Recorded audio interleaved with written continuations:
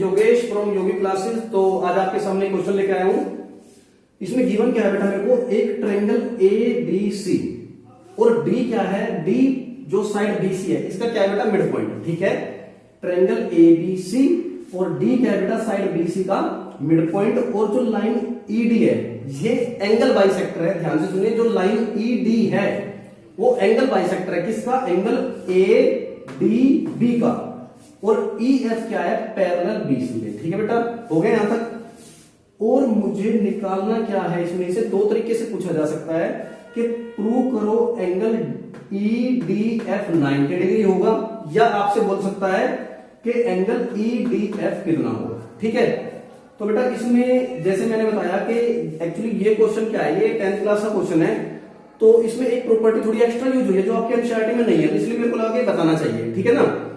तो लेकिन अगर मैं आपके लिए वीडियोस बना रहा हूं तो इतना तो आपको मान के चलता हूं कि एटलीस्ट बीपीटी आपको आएगी, और नहीं है तो वो कमेंट बॉक्स में लिख दीजिए, मैं उसे भी करा दूंगा। बस ये है कि जब तक एग्जाम ना हो आपके पास कोई डाउट नहीं बचना चाहिए। ठीक है ना, तब तक के लिए सारी टेंशन आप मेरे को दे दीजिए। ठीक है, तो अब मैं इस क्वेश्चन को कराना स्टार्ट करता हूं यहां से। उससे पहले मैं आपको इसमें एक प्रॉपर्टी बताता हूं। देखिए, सपोज कीजिए ये एक ट्रायंगल ए बी सी है और ये जो एंगल ए है मैं इसका एक बाइसेक्टर लगा देता हूं बेटा। यहां से एंगल बाइसेक्टर है ये ए डी, कि जो एंगल ए को टू इक्वल पार्ट्स में डिवाइड करता है। तो इसे बोलते हैं एंगल बाइसेक्टर प्रॉपर्टी। इसका रिजल्ट क्या आता है, क्योंकि इसके प्रूफ की ज्यादा कराने की जरूरत है नहीं, मैं आपको पर्टिकुलर यही क्वेश्चन था तो इसलिए इसको डायरेक्टली कराता हूं ऐसे कि जो ये एंगल बाइसेक्टर था तो इसकी प्रॉपर्टी आपको एक ध्यान रखनी है, बस कोई ज्यादा मुश्किल नहीं है। जैसे ये जिस एंगल का बाइसेक्टर होता है उसके दोनों तरफ वाली साइड की रेशियो, जैसे मैं पहले ये लिखता हूं ए बी अपोन में क्या रहेगा बेटा, ए सी इक्वल्स टू किसके रहेगा बेटा, जैसे ये पहले ए बी लिखा है मैंने, तो ए बी के साथ वाली जो साइड है जिसपे बाइसेक्टर टकरा रहा है, यानी क्या रहा, बी डी, और बराबर किसके रहेगा, जो इधर से ये वाली साइड थी, मतलब जो एसी था, एसी के साथ वाला क्या था, डीसी, यानी ये अपोन में है। ठीक है, तो बहुत ही इजीली आपको याद रह जाएगा कि ए बी अपॉन ए सी, पहले जिस एंगल का बाइसेक्टर था उसकी दोनों साइड की रेशियो, उसके बाद जहां पे बाइसेक्टर टकराता था उसके साथ वाली साइड पहले बीडी, उसके अपोन में क्या आएगा, उसके साथ वाली साइड जो नीचे की साइड थी उसके साथ वाली साइड क्या रहेगा, डीसी। ठीक है बेटा, तो यहां तक ये क्लियर हुआ। और बीपीटी तो आप जानते हैं, मैं उसका रिजल्ट आपको एक बार फिर बता देता हूं कि सपोज कोई भी ट्रायंगल ए बी सी है और उसमें मैं एक लाइन लगाता हूं जो कि लाइन डीई है और ये बीसी के पैरेलल है। कि भाई अगर किसी भी ट्रायंगल में आपको कोई भी लाइन उस ट्रायंगल की एक साइड के पैरेलल दे रखी है, तो वहां से बीपीटी क्या रिजल्ट देती है हमें कि A D upon D B equals to किसके रहेगा, ए ई अपॉन ई सी। यानी बीपीटी हमें क्या कहते हैं कि जो ये पैरेलल लाइन थी ये जिन दो साइड को इंटरसेक्ट करती है वो हमेशा इक्वल रेशियो में इंटरसेक्ट करती है। तो बीपीटी हमारे से ये कहती थी। ठीक है ना, तो इन दोनों थ्योरम्स का हम यूज करके इस क्वेश्चन को करेंगे। ठीक है, तो आइए अब इस क्वेश्चन को करते हैं। तो ठीक है, इस क्वेश्चन में हमारे को सबसे पहले क्या गिवन था कि ये एंगल बाइसेक्टर गिवन था और ये लाइन क्या थी बेटा, पैरेलल गिवन। जैसे कि बीपीटी में क्या होता है कि अगर साइड की रेशियो गिवन है इक्वल तो लाइन क्या रहेगी, पैरेलल। अगर लाइन पैरेलल है तो साइड की रेशियो क्या होगी, इक्वल। जैसे उसमें भी होता है पाइथागोरस में कि भाई अगर आपके पास एंगल 90 डिग्री है तो दो साइड की स्क्वायर का सम तीसरे के बराबर होगा।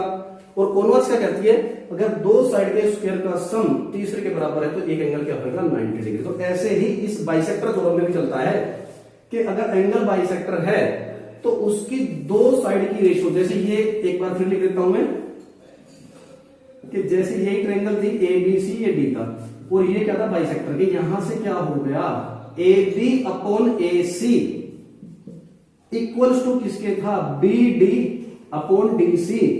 तो इसका कॉन्वर्स भी पॉसिबल है बेटा, ध्यान से सुनना कि अगर A B upon A C equals to B D upon D C है तो मैं यहां पे ये भी कह सकता हूं कि ये एंगल क्या होगा, बाइसेक्टर।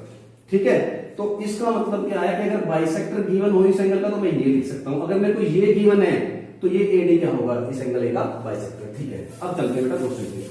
अब इसकी जो भी चीजें यूज होने वाली है इससे रिलेटेड वो मैं आपको सारी करा चुका हूं।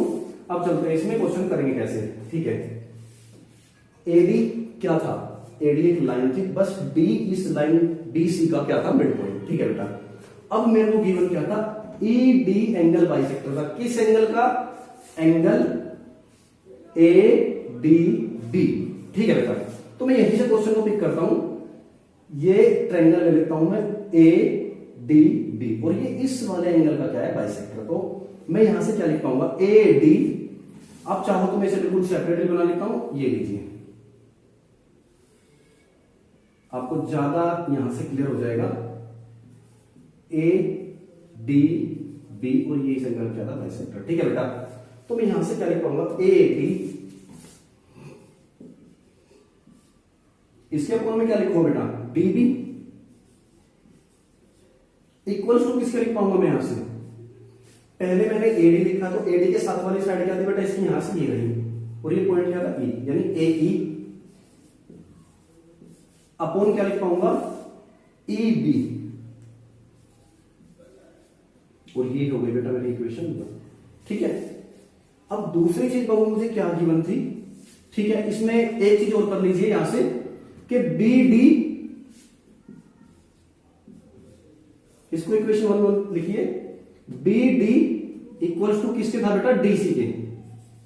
रीजन क्या लिख सकते हो कि B D equal to DC था, ये मुझे गिवन था क्या, डी क्या था बेटा इसका, बीसी का मिड पॉइंट था। तो मैं इसको यहां से चेंज कर दूंगा, तो मैं क्या लिख पाऊंगा इसको, A D upon D B क्या लिख दूंगा, डीसी इक्वल्स टू किसके रहेगा, वही same A E upon A B. यानी कि मैंने जो ये डी बी था इसको यहां डीसी से क्या कर दिया बेटा, चेंज कर दिया। अब मैं इसको लिख देता हूं यहां पे इक्वेशन 1। ठीक है, तो पहली इक्वेशन मैंने कहां से लिखी है, ये जो एंगल बाइसेक्टर था डीई, यहां से मैंने इक्वेशन लिखी जो मैंने आपको बाइसेक्टर बताया वही तुम समझाए। अब मैं दूसरी चीज मुझे क्या गिवन थी यहां पे, ई एफ लाइन बीसी के पैरेलल, जैसा कि मैंने बताया था। तो पैरेलल लाइन से मैं क्या लिख सकता हूं, बीपीटी। तो बीपीटी लिखो बेटा, यहां पे मैं इसको क्या लिखूंगा, A F upon F C, A F upon F C equals to क्या रहेगा, ए ई अपॉन ई बी। इसको लिख देता हूं बेटा इक्वेशन 2। अब आप ध्यान से देखिए, मैं इक्वेशन 1 और इक्वेशन 2 को इक्वेट करता हूं। अगर बेटा इसकी इधर वाली साइड क्या थी, ए ई अपॉन ई बी, और इसकी इधर वाली साइड में क्या थी बेटा, ए ई अपॉन ई बी, तो अगर इनकी ये दोनों साइड इक्वल थी तो मैं कह सकता हूं बेटा ये दोनों साइड भी आपकी यहां से इक्वल होनी चाहिए थी। ठीक है, तो मैं यहां से इसको लिख देता हूं क्या, A D upon D C, A D upon D C equal to क्या रहेगा, A F upon F C. अब देखिए यहां से A D upon D C equal to किसके आया बेटा, A F upon F C. यानी कि पहले मैंने ए डी लिया तो ए डी के साथ वाला क्या आया, ये ए एफ, ए एफ। फिर मैंने डी सी लिया तो इसके साथ वाला यहां से क्या आया, एफ सी। यानी इससे मैं एक प्रकार से जो मेरी बाइसेक्टर थ्योरम थी, जो मैंने अभी बताया था कि अगर बाइसेक्टर होगा तो मैं ये लिख सकता हूं, अगर ये होगा तो मैं कह सकता हूं कि ये बाइसेक्टर है। इट मींस क्या है, मैं यहां से बेटा ये कह सकता हूं कि जो लाइन डी एफ होगी, कौन सी लाइन बेटा, डी एफ, जो लाइन डी एफ होगी ये जो है एंगल ए डी सी का बाइसेक्टर होगी। कौन से एंगल का, ए डी सी का बाइसेक्टर होगी। बात समझ में आई कि जो लाइन डी एफ है वो एंगल ए डी सी का बाइसेक्टर होगी। अब यहां पे बहुत ध्यान देने की बात है कि मैं बोलता हूं कि सपोज करो दो आदमी, उनके पास दोनों के पास सम कितना है 180, तो सपोज करो एक मैं हूं एक दूसरा है, और मेरे पास कितने हैं 60, दूसरे के पास कितने हैं 120, यानी कि हम दोनों के पास सम कितना हो गया बेटा 180। अब 60 प्लस 120, सपोज करो कोई थर्ड पर्सन आता है, वो बोलता है कि भाई मुझे कुछ पैसों की जरूरत है, कुछ पैसे दे दीजिए, और मैं अपने में से हाफ उसको दे देता हूं। फिर वो दूसरे के पास जाता है, दूसरे से बोलता है कि भाई कुछ पैसे दीजिए, वो भी अपने में से हाफ दे देता है। यानी क्या किया, मैंने अपने 60 में से हाफ उसको दे दिया, इट मींस 30, उसके पास 120 थे, उसने भी हाफ उसको दे दिया, मतलब 60, यानी उसके पास कितने पैसे पहुंचे टोटल 90। इससे कोई फर्क नहीं पड़ता चाहे मेरे पास 1 रुपए क्यों ना हो, उसके पास 179 क्यों ना हो, हम दोनों के पास बस 180 होने चाहिए और दोनों हाफ हाफ उसको दे दे, तो हमेशा हर केस में थर्ड पर्सन जो है वो 90 ही लेके जाएगा। अब मैं यहां से आपको बोलता हूं, बड़े ध्यान से देखिएगा, मैंने आपको बोला कि angle ADB, angle ADB plus angle ADC, और ये कितना रहेगा बेटा 180 डिग्री। क्या रहेगा बेटा 180 डिग्री। इसके सामने रीजन क्या रहेगा लीनियर पेयर। क्या रहेगा बाबू लीनियर पेयर, क्योंकि ADB प्लस ADC ये क्या रहेगा 180 डिग्री, क्योंकि लीनियर पेयर है पूरा पूरा। मैं एक बार इस पर निशान लगा के बताऊं, यहां से ये रहा और यहां से ये कंप्लीट एंगल ये रहा। ओके, मैं दोनों तरफ पूरे के पूरे को 2 से डिवाइड करता हूं, इट मींस 2 से डिवाइड करने मतलब सेपरेटली सेपरेटली डिवाइड हो जाएगा। अब ध्यान से देखना, ये DE क्या था इस पूरे एंगल का बाइसेक्टर, तो मैं यहां से एंगल ADB के हाफ को क्या लिख सकता हूं एंगल ADE लिख सकता हूं। ठीक है, तो मैंने यहां से लिख दिया एंगल ADE प्लस ADC के हाफ को बेटा मैं क्या लिख सकता हूं एंगल ADF, एंगल ADF, और ये 180/2 क्या हो गया बेटा 90 डिग्री।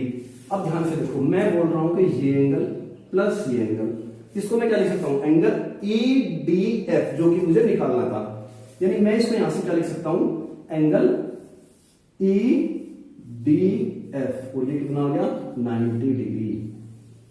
यानी आपसे 2 तरीके से इस क्वेश्चन को पूछ सकता है, EDF कितना होगा या प्रूव कीजिए EDF 90 डिग्री है।